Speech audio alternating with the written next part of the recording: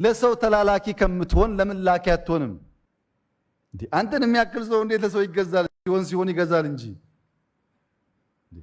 ለምን ትላካለህ? አንተ ወረዳ ይዘህ ዞን ይዘህ ሚኒስተር ይዘህ ለጊዜው ይጠቀምብሃል እንጂ አንተ ሰው ነህ ብሎ አያስብም።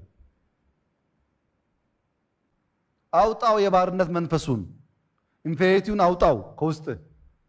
አቴታይም ሸኔና ብልጽግና መሆን በጣም ከባድ ነው ጓዶች፣ ይለያያል ሐሳቡ። አቴታይም እዚህና እዛ አትሁኑ። እዛ የሆናችሁ ሂዱ፣ ጊዜ አታባክኑ፣ ጊዜ ያልፍባችኋል። እዚህ የሆናችሁ ግን ታምናችሁ ቁሙ። ችግር ካለው አርሙት፣ ቤታችሁ ስለሆነ አስተካክሉት። እዚህና እዛ ከሆነ ኤግዛክትሊ ይሄ ነው የሚሆነው። ከፊት ለፊት ህብረ ብሔራዊነት፣ በጋራ መኖር፣ መከባበር ትላላችሁ። ለእናንተ እምነት፣ ለእናንተ ብሔር፣ ለእናንተ ሰፈር ታዳላላችሁ። በሁለት ልብስ የሚጓዝ ሰው እንዴት ብሎ ሀገር ትራንስፎርም ማድረግ ይችላል? አብሮ መራመድ አስቸጋሪ ነው። የራሳችሁን ጊዜ ትበላላችሁ። በነገራችን ላይ በተደጋጋሚ እንዳልኩት ብዙ ሰው ባንዳነት እንደ ጸጋ ይቀበለዋል እንጂ ምንም ባንዳ ብትሆን እመነኝ ያ ግሩፕ ካሸነፈ አይቀበልህም። ለምን መሰለህ?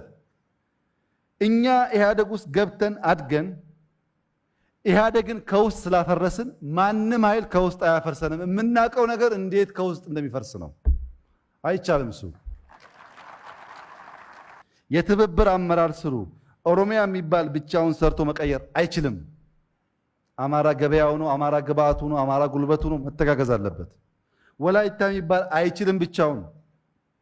ሲዳማ ገበያው ነው፣ ጉልበቱ ነው። ዳውሮ አይችልም ከከፋ ውጪ። ስልጤ አይችልም ከጉራጌ ከሃዲያ ውጪ። ተባብረን ነው።